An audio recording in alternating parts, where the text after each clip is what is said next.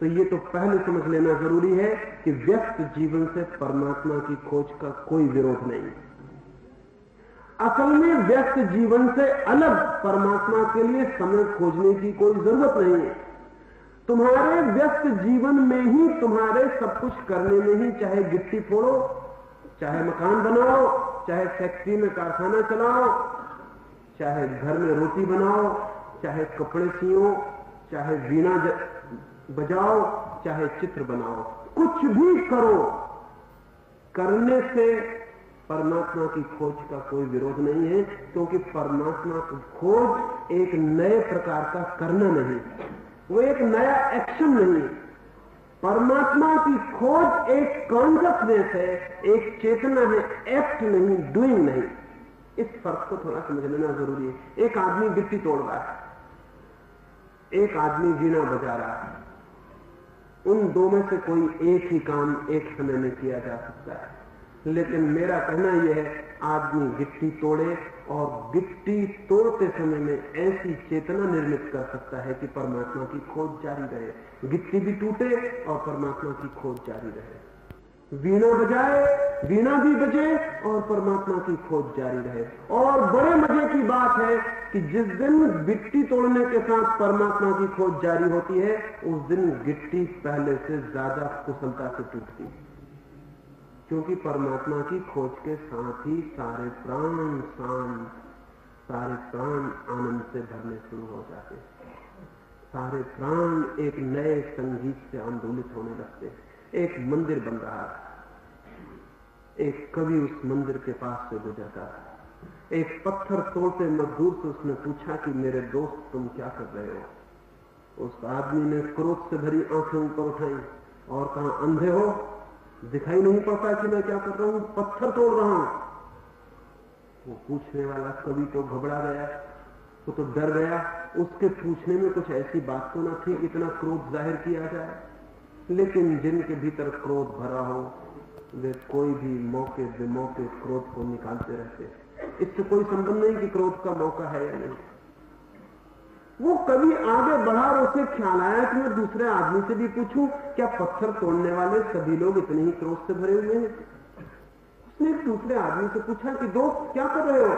उस आदमी ने थोड़ी देर तक उस सिर ही ऊपर नहीं उठाया, फिर बड़ी मुश्किल से सिर ऊपर उठाया जैसे सिर पर कोई पहाड़ का बोझ हो। और उस आदमी ने कहा, क्या कर रहा हूं? कुछ भी नहीं कर रहा हूं, बच्चों की, बेटों की, मां बाप के लिए रोटी रोजी कमा रहा हूं। फिर धीरे से हथौड़ी उठा के उसने पत्थर तोड़ने शुरू कर दी। यह आदमी दूसरे ही तरह का था, उदास, बोझ से भरा हुआ। वो आदमी फिर खोज किया और कई पत्थर तोड़ने वाले थे। सीढ़ियों के पास एक जवान आदमी पत्थर तोड़ रहा था और गीत भी गा रहा था। वो उसके पास गया, उससे पूछा कि दोस्त क्या कर रहे हो? वो आदमी खड़ा हो गया और कहा, क्या कर रहा हूं? पूछते हो क्या कर रहा हूं? जैसे नाचता हो वो आदमी, जैसे उसकी वाणी एक गीत हो, और कहने लगा, भगवान का मंदिर बना रहा। ये तीनों आदमी पत्थर तोड़ रहे हैं, तीनों आदमी। एक आदमी पत्थर तोड़ रहा है क्रोध से। अब क्रोध से भी पत्थर तोड़ा जा सकता है। एक आदमी उदासी से पत्थर तोड़ रहा है, उदासी से भी पत्थर तोड़ा जा सकता है। एक आदमी आनंद से पत्थर तोड़ रहा है, आनंद से भी पत्थर तोड़ा जा सकता है। और न क्रोध बाधा बनता है, न उदासी, न आनंद। इनका कोई कंपटीशन पत्थर तोड़ने से नहीं, इनकी कोई प्रतियोगिता पत्थर तोड़ने से नहीं।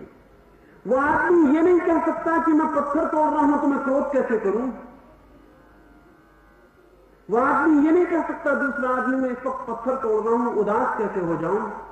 वो तीसरा आदमी ये नहीं कह सकता, इस वक्त मैं पत्थर तोड़ रहा हूं, गीत कैसे गुनगुनाऊं, इस वक्त आनंदित कैसे हो जाऊं। नहीं, पत्थर तोड़ने से आनंद का कोई विरोध नहीं। इससे मैं क्या समझाना चाहता हूं? इससे मैं ये समझाना चाहता हूं कि ध्यान का हमारे काम से कोई विरोध नहीं। हम जिस काम को भी ध्यान पूर्वक करें, वही काम परमात्मा की तरफ ले जाने का मार्ग बन जाता है। जिस काम को भी व्यक्ति माइंडफुली, मेडिटेटिवली, ध्यान पूर्वक कर सके, वही काम परमात्मा का द्वार बन जाता है। इसलिए व्यस्त जीवन से परमात्मा का कोई विरोध नहीं, व्यस्त जीवन से आत्मा की खोज का कोई विरोध नहीं। मेडिटेटिवली, ध्यान पूर्वक हम काम कैसे करें। अभी हम जो काम करते हैं वो ध्यान पूर्वक बिल्कुल नहीं है। और लोगों से हम पूछते फिरते हैं कि हम ध्यान कैसे करें, कब करें। हमारे घर में तो जगह नहीं है जहां हम ध्यान करें, जगह किसी घर में नहीं है। बच्चों की वजह से जगह घर में हो ही कैसे सकती है। बच्चे इतने पैदा होते चले जाते हैं कि सब घर छोटे होते चले जाते हैं। जगह कहां है? जगह कहीं भी नहीं है। शोरगुल इतना है, मुश्किल इतनी है, कहां बैठ जाएं, कहां ध्यान करें। वो गलत प्रश्न पूछते हैं। ये सवाल नहीं है पूछने का कि कहां हम ध्यान करें, सवाल ये है कैसे हम ध्यान करें।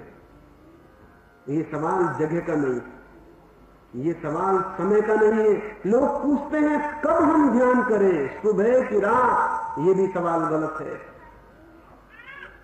वेयर, कहां, व्हेन, कब, ये दोनों प्रश्न गलत है। सवाल सिर्फ एक है, हाउ, कैसे, कैसे हम ध्यान करें। क्योंकि ध्यान का संबंध न समय से है और न स्थान से है, न टाइम से, न स्पेस से। ध्यान का संबंध एटीट्यूड से है, वृत्ति। जो ध्यान पूर्वक जीते हैं, हम सारे लोगों से बहुत ज्यादा काम करते हैं और कभी ये चिल्लपन चीख पुकार नहीं मचाते कि मेरे पास समय नहीं है।